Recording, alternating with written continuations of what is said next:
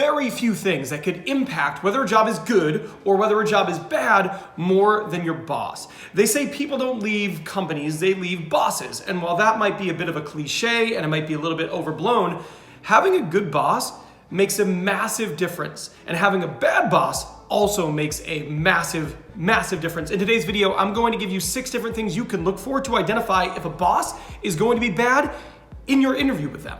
Let's go. Now, anybody who has ever watched any video on interviewing has probably gotten the advice, don't be negative in an interview as a candidate. That is true. But the same thing goes for bosses. The first big red flag that you need to be on the lookout for is the boss negative during your interview? Now, if this is about the team, the company, the benefits, etc., that is an opportunity for them to both sell you on the opportunity and evaluate whether or not you are going to be a good candidate. And if they are in that meeting and they are talking poorly about the company and they are being overly negative, that right there is a bit of a red flag for me and I would have concern. That's number 1. Now, number 2 is a little bit harder to spot, but it's also really important. You know, in the interview, they should absolutely be sharing information about the company, about their leadership style, and asking you questions. One of the things that they probably don't need to do, though, is brag about themselves. If you notice that during your interview, the hiring manager is a bit self-absorbed and they are bragging and they're talking all about them and their accomplishments, and this seems to take up like an inordinate amount of time, given the context, given the situation, that is a red flag. That is the type of manager that down the road is likely going to put themselves in front of you and not lead the way that you would like to be led.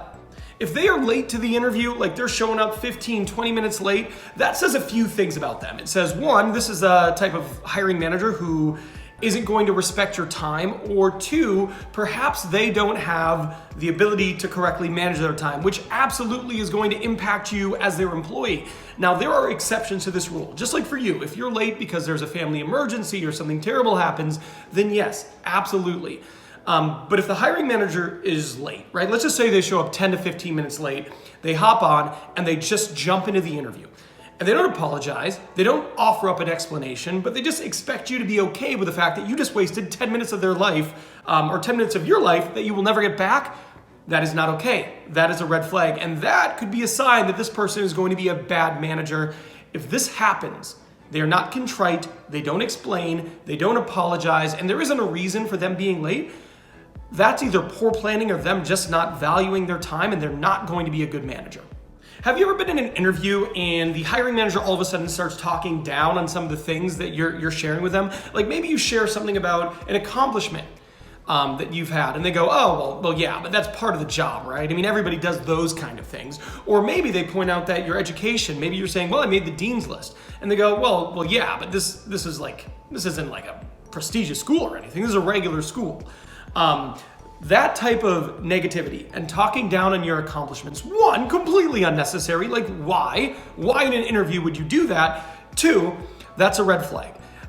If they're the type of person, upon meeting you for the first time ever, and they should want you to take their role if they're a good, if you're a good candidate, and they immediately use that as an opportunity to downplay your accomplishments, your the different ways you've succeeded in your education or your work, that is not a person you want to be working for. It's just not. I tell people all the time, when you're interviewing with a company, just like you are giving them your best, right? They should be giving you their best as well. And if that's their best, you got to get out of there. When I interview, I find it incredibly frustrating when I'm asking questions and they're not being asked. So let's just say, for example, you get to the end of this interview and the hiring manager goes, do you have any questions for me? And you're asking questions, direct questions, easy to answer questions, and they are avoiding them. Right? They're skirting around it, they're playing politician, they're not answering your questions.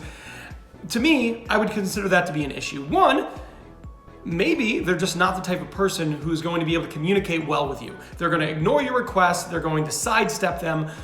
2, or they're hiding something, or both, and neither one of these things is good. And both definitely isn't good.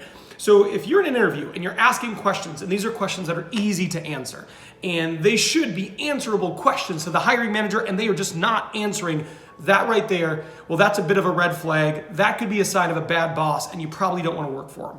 One of the things I'm really big on is you doing a reference check of the company. Now, I have a video in which I talk about this, but one of the things you can do is you can talk to the hiring manager, right? And you can say, I've really enjoyed connecting with you, but I haven't had a chance to ask anybody on your team any questions. Would you be able to facilitate a conversation between me and one of the people who sits in a similar seat? Because I'd love to learn about the role from their perspective.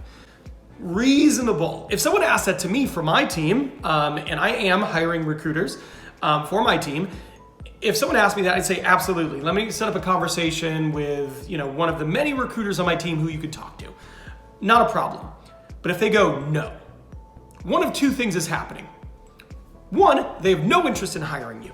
Because if you asked that and they wanted to hire you, they would probably be like, yeah, let me make that happen, because that would move them closer to being able to hire you. So that, or the second thing is they have something to hide.